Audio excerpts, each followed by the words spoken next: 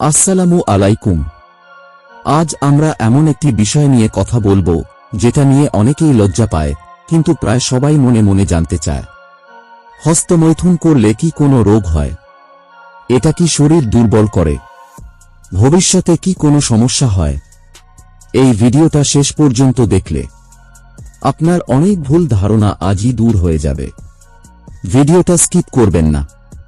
হস্তমৈথুন মানে হলো নিজের শরীরের মাধ্যমে যৌন অনুভূতি পাওয়া। চিকিৎসা বিজ্ঞানের মতে এটা বিশেষ করে কিশোর ও তরুণ বয়সে খুবই সাধারণ একটি ব্যাপার। ডাক্তাররা বলেন এটা শরীরের হরমোনজনিত পরিবর্তনের একটি স্বাভাবিক প্রতিক্রিয়া। এখন আসি সমাজে প্রচলিত কিছু ভুল ধারণার কথায়। করলে শরীর দুর্বল হয়ে যায়, চোখের দৃষ্টি কমে যায়, স্মৃতিশক্তি নষ্ট হয়, ভবিষ্যতে বিয়ে বা সন্তান হয় না, এটা মারাত্মক রোগ সৃষ্টি করে। এই কথাগুলোর কোনোটারই বৈজ্ঞানিক প্রমাণ নেই। বিশ্ব স্বাস্থ্য সংস্থা ও আধুনিক চিকিৎসা বিজ্ঞান এগুলোকে ভিত্তিহীন গুজব বলে। সত্যতা খুব সহজ।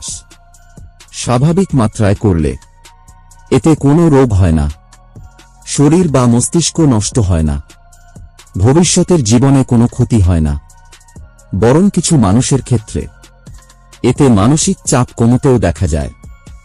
তবে একটা বিষয় পরিষ্কারভাবে বুঝতে হবে, যদি কেউ দিনে অনেকবার করে, পড়াশোনা বা কাজ বাদ দেয়, সারাক্ষণ এ নিয়েই চিন্তা করে, ঘুম খেলাধুলা বন্ধ হয়ে যায়, তাহলে সেটা অভ্যাসগত সমস্যা। এটা রোগ নয়, কিন্তু নিয়ন্ত্রণ দরকার। নিজেকে ব্যস্ত রাখুন। নিয়মিত খেলাধুলা, শরীর চর্চা, বই পড়া, পরিবার ও বন্ধুদের সাথে সময়, মোবাইল ও একাকিত্ব কমানো, এগুলো করলে মন ও শরীর দুটোই ভালো থাকবে। মনে রাখবেন, শরীর নিয়ে প্রশ্ন করা লজ্জার কিছু নয়। ভুল তথ্য বিশ্বাস করা বিপজ্জনক।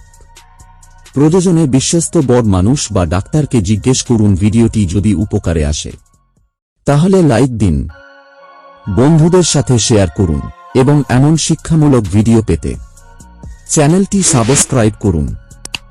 আল্লাহ হাফেজ। ধন্যবাদ।